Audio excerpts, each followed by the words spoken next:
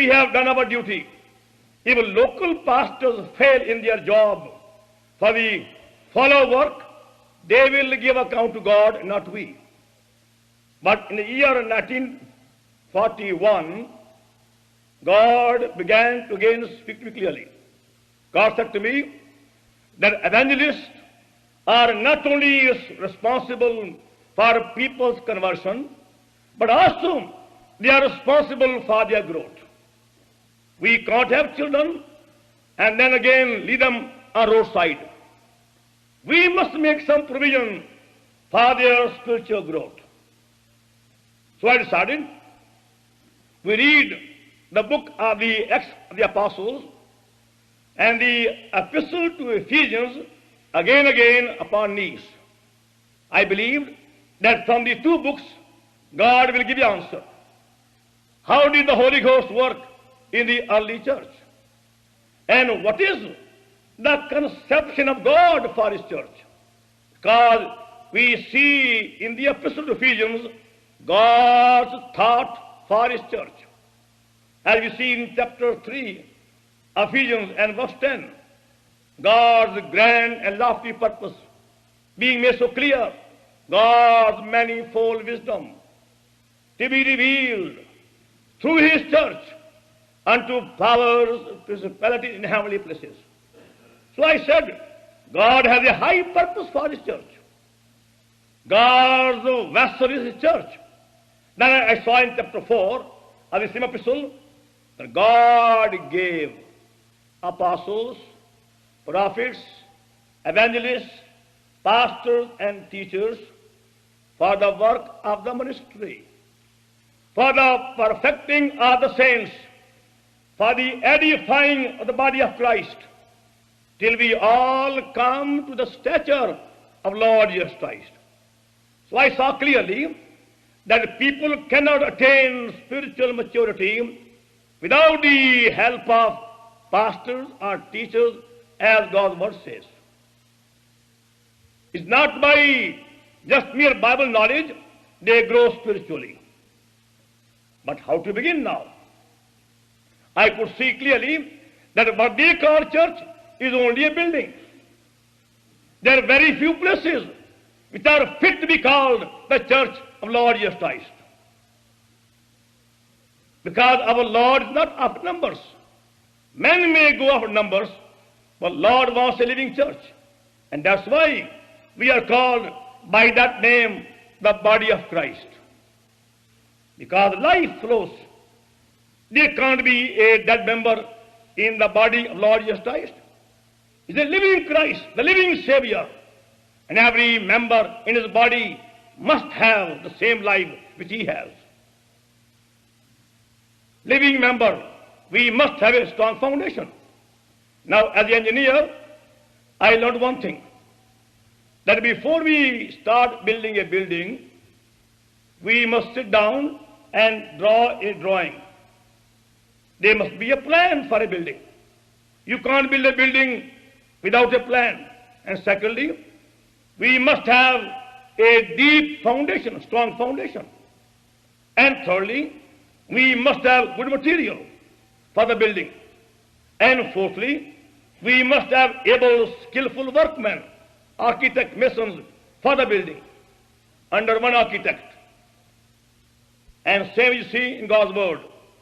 According to 1 Corinthians chapter 3 verse 9, Paul says, ye are God's building. Ye are God's building. And in verse 10, he gives warning, take heed how you build thereupon. It's a warning given to every pastor, every elder, every teacher, how to build the house of God.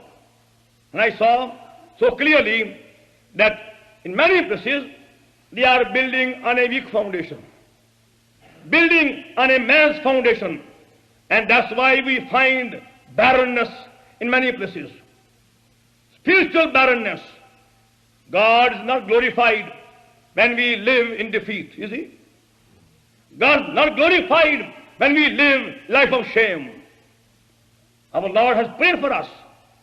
Is by bringing forth much fruit, His name is glorified. We prayed, oh God, do a new work in India. Bring us on a strong and a true, sure foundation. Cost what may, but Lord, bring us on a strong foundation. And we decided to go back to Bible for everything.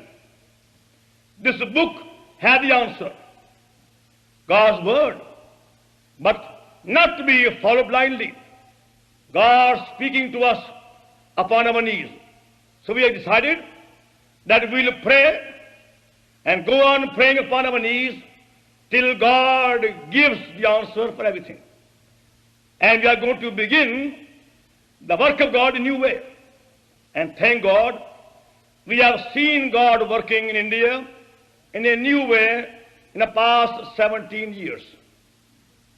I'm not boasting, but just to share with you what God can do, what God will do when we come on a scriptural, spiritual foundation.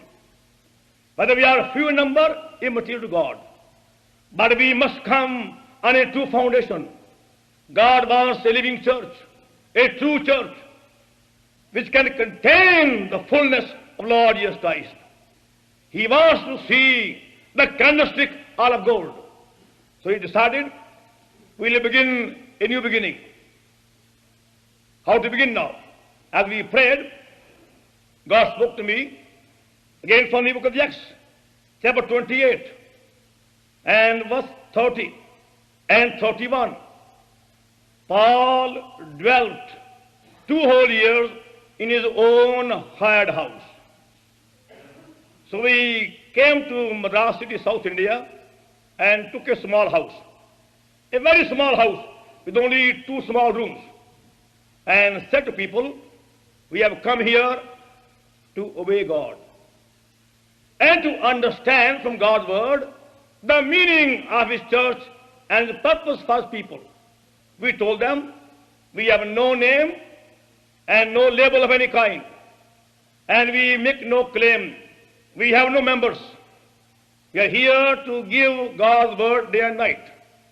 You come when you can, and you will find here somebody ready to receive you. They began to come day and night. But the house became too small. We began to pray, Lord, house is too small, and Lord gave us a bigger house. And that became too small.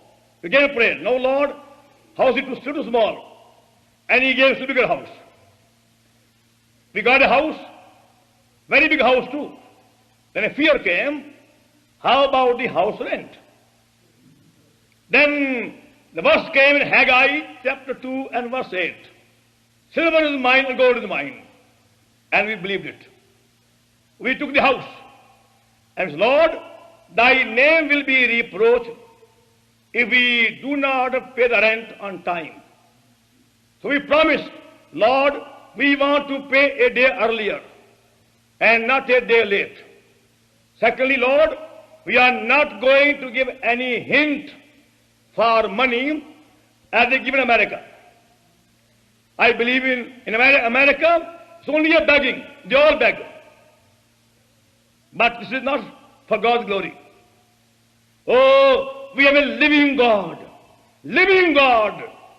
Ye preachers, take warning. Trust God and don't be beggars. What God can give, no man can give. But because of unbelief, we have to give a hint and have very long appeal. Please give money, and give liberally. What a shame. As if our God is dead. Oh, we testify we have a living God and a true God and a wonder-working God. We decided we will never mention the word money in any meeting. No offering or no collection. God will speak. And for the past 17 years, he has supplied every need. We have India no lack. God meets every need. And thank God, he never fails. As time went on, Lord began to draw people from all parts. They came in large numbers. Then we said, now let us see, how did the early believers used to worship? Again, we went upon our knees in prayer. And we saw from chapter 2 and onwards, the early believers used to gather for worship. Not for sermons, first of all. The main purpose for Sunday was first worship, a pure worship, a heartfelt adoration. So we told them now, first of all, we are going to give God His portion.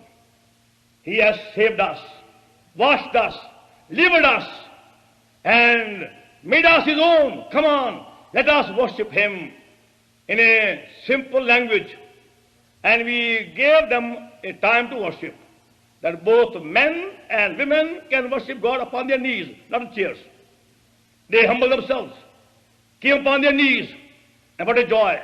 For 3 hours, they went on worshiping God. Oh God, I love Thee. I adore Thee. I worship Thee. I magnify Thee. I praise Thee. Thou art mine. I am Thine. Thank Thee for the hope of Thy coming, and so on. They went on, worshiping God in a song, in a chorus, or in a simple human language. After they had fully worshipped God, then we gave a very solemn warning. Now, before we take part in the Lord's table of breaking of bread, please be sure you take part worthily. We gave a very strong warning and told them it's a Lord's table and not a man's table. We ask no question, but take part worthily, worthily. Otherwise, you will come under condemnation. And they trembled before taking part. And that's how many hidden sins were put away. They could feel their God was there. Many went home, apologized, put things right, then came back before taking part. Afterwards, we had God's message as God led. And all was finished, then we had love feast, a common meal sitting together. And then for open air afterwards. On the average, we are spending 6 hours every Sunday. That's the least. 6 hours in adoration, our prayer, our worship God. Afterwards comes God's message. Then go out in the streets. Imagine 300 or 400 marching in the streets, carrying gospels and banners, singing gospel songs. We have been sent to you by God. We have found the living God, and we have come to share our joy with you.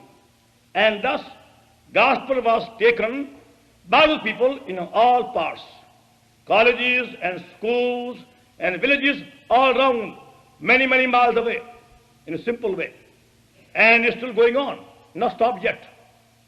Then we saw clearly from God's word that the early believers were shepherded by elders, as you see in Acts 14 and Acts 20 and other references.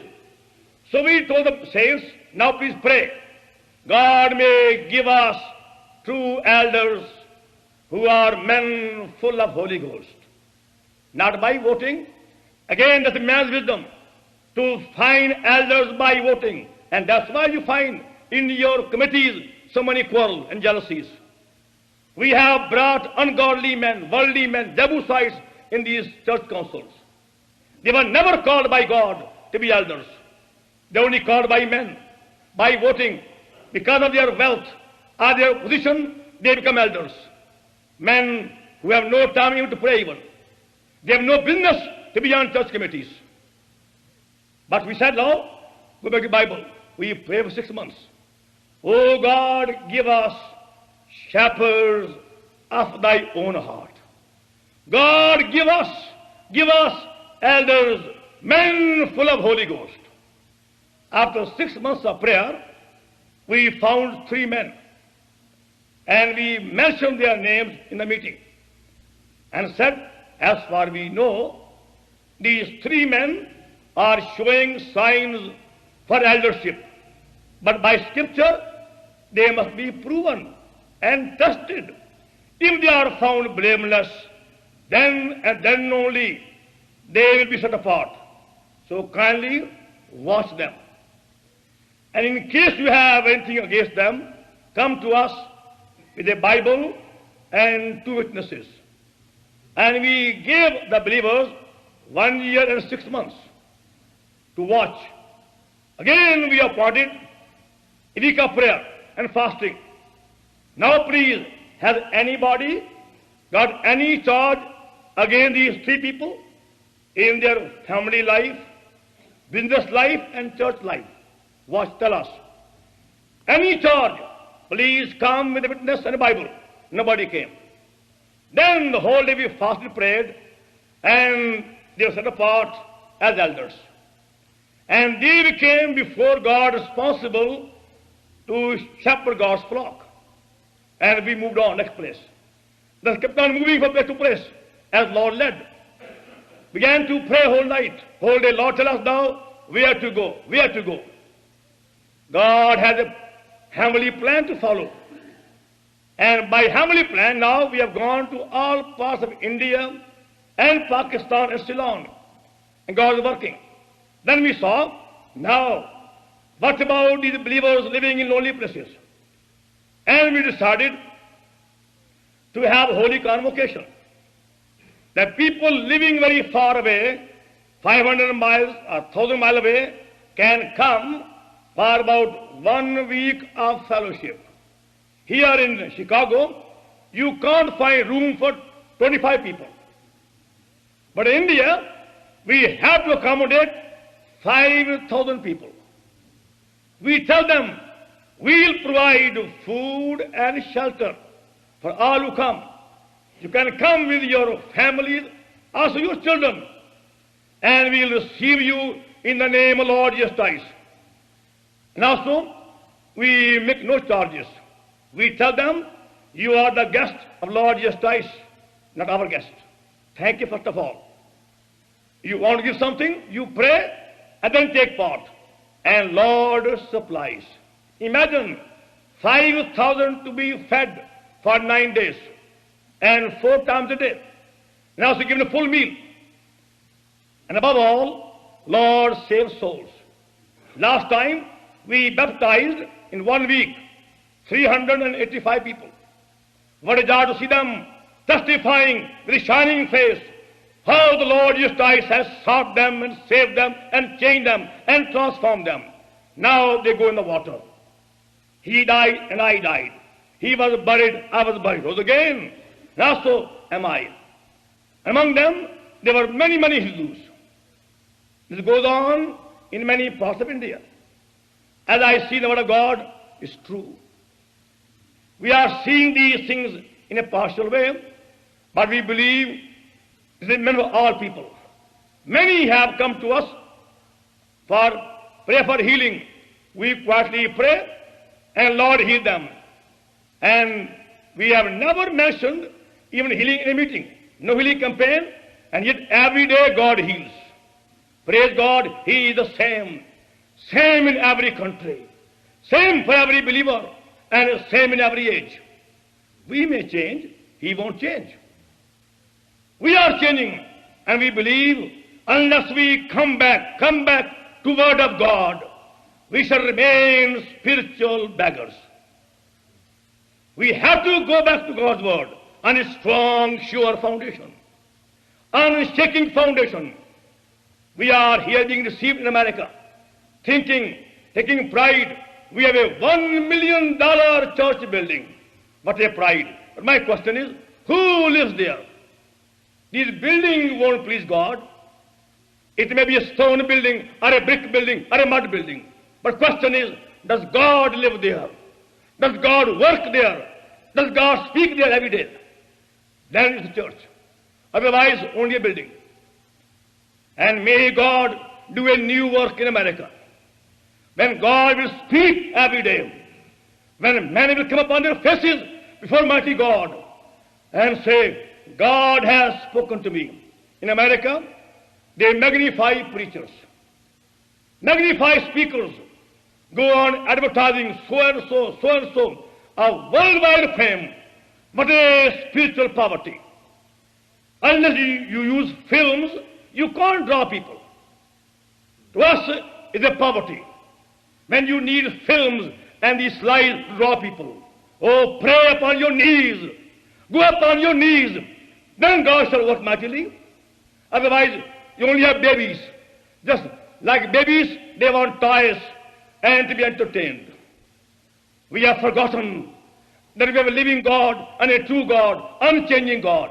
We might change, God will never change. Oh, please, please pray.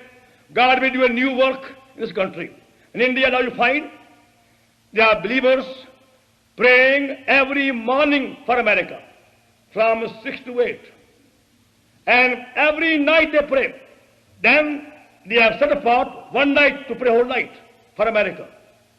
One day a week to pray for America. Why? So God may give them the secret of hearing His voice, knowing His will, and following Him fully as He has said, and not be deceived by crowds and multitude and by buildings and organs. Understand the meaning of true salvation and great salvation. God gives all and demands all. He gives all kingdom. He gives all life. He gives all power. And that's why He demands all. Then shall see Him working as He worked in the olden days. May God do a new work even now. Shall we pray? Shall we pray upon our knees, as Scripture says? Let us humble ourselves upon our knees.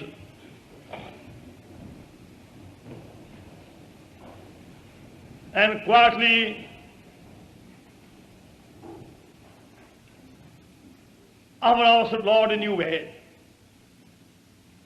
Our loving Heavenly Father, our mighty God and great God, God of grace, mercy, and peace, in the name of the Lord Jesus, our loving Savior, we thank Thee for Thy desire to do marvels among us, according to Thy word in Exodus 34:10. We thank Thee for Thy willingness to stand streams in the desert, according to Isaiah 35 and verse 6. We thank Thee for Thy promise to send rivers in high places and fountains in the valleys, according to Isaiah 41 and verse 18. O God, we thank Thee for Thy promise in Isaiah 43 verse 19 to send rivers in the wilderness. Thank Thee for Thy word in Psalm 78 verse 16 to bring waters from the rock, the flinty rock. Thank Thee for Thy word in Revelation 22 verse 1, send Thy river from Thy throne and the Lamb. Thank Thee for Thy word in St. John 7:38 to bring rivers from the belly of the believer. Oh God, send rivers in America, rivers in desert places, rivers in wilderness, rivers in high places, rivers from Thy throne, rivers from the believers' bellies. Oh God, do a new work in the whole country. We humbly ask of Thee, give us the secret of seeing Thy glory, hearing Thy voice. Oh God, we ask of Thee, Thou mayest speak in a new way, that Thy fullness be truly enjoyed, Thy power be abundantly manifested, Thy hand be stretched out, hearts be softened, bonds be broken, life be transformed, heavenly song be sung in every street, and Thy light may shine upon those who have come unto Thee. O God, deliver us from this half-hearted Christianity, and bring us before Thy throne till heavens are opened. Bless Thy word, and water it, and preserve it, and multiply it, as we pray in the name of the Lord Jesus, our loving Savior. Amen.